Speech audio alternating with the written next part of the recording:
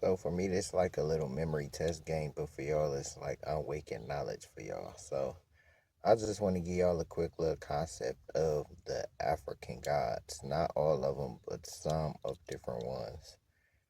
First off, you have the Grand Monte, which is the supreme creator, who is the creator of all creation. He doesn't necessarily intertwine with this realms or this realm of problems. Grand Monte is more so just the creator, the god of gods, I would say. Then you have the Loa, which is basically like guardian angels over the living. With Loa, you have different ones. I'm going to just say my top three favorite ones are Oshan, definitely Papa Legba, and it's between Byron, Samare, and Shango. I like both of them in different ways, but overall, that's the concept of that. Then you have the Orishas, which is the ancestors. They're the, what's the word I want to use? They're the ones that protect you in a way of watching over you under the level of a guardian angel, because the concept is a little different. The difference with it is more so your ancestors or the orishas is the ones that came before you, who is you type shit.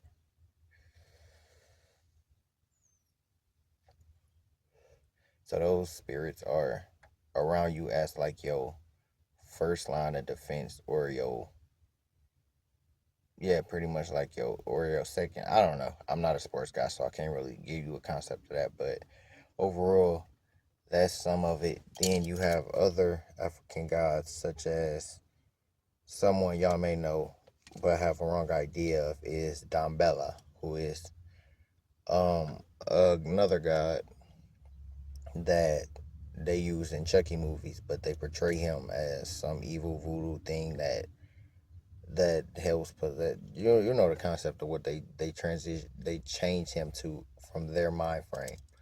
Overall, that's not what Dambella is. Dambella is a part of Bandai. Bandai just means God of good. There are many different gods, as you can see, regardless to if it's African gods, white gods, Arabic gods, or whoever's. The difference is if it's a god of good or a god of bad. That's why Bandai comes into play as the name of the god or gods of good. You also have just other different African ancient gods, you could say as well, like besides from voodoo or just African spirituality gods in general. You do have other gods, such as you have the Kemet gods, which is ancient Egypt before colonization. That is the land of the blacks. That's what Kemet means. You have the gods that are within Mother Natar. Mother Natar is nature, Mother Earth. You feel me? You have life, energy in nature. You feel me? Trees, plants, soil, animals, all that. You feel me? What's another one I could say? Mm, you have Mother Moon, Father Sun, the Son of the Stars.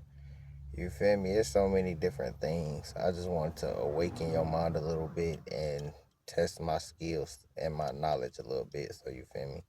I ain't gonna keep this long. I ain't gonna hold y'all up too long. Almighty and I see. Praise it be the ancestors and the Most High. And just so you can have a quick concept of what these guardians or gods are the guardians of. Oshan is the water spirit. She protects the living and the dead of the ocean. Papa Legba, he's the guardian of life and death. He's the gate guardian. He basically is the overseer of your next transition in a way. Byron Samade, he's basically the guardian of hell in a way, but not in the concept of what the crackers or the white people term of hell is through Greek mythology of heaven and hell. It's not necessarily that, but more so he guides the evil spirits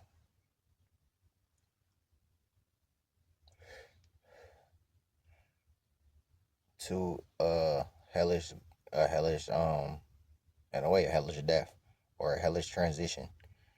Then you have Shango, who is the god of war.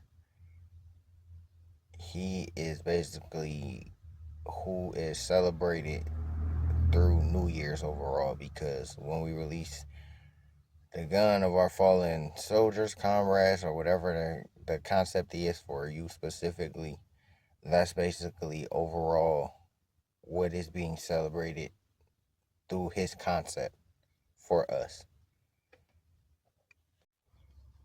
I was trying to keep this video strictly African based, but since I already brought up Greek mythology, guys, I might as well get a concept in depth to that too. Fuck it. So, in the crackers, I'm sorry, force of habit. So, the Council of Constance is the ones that pushed for the rules of Christianity. The Inquisition is the ones that forced Christianity through literal death frames, calling people witches, warlocks, all that shit, just what they felt was blasphemy or not Christian like, to where they felt you was a sinner and deserved to go to hell. They killed you. As I said, they forced Christianity and other religions upon people at certain times throughout history.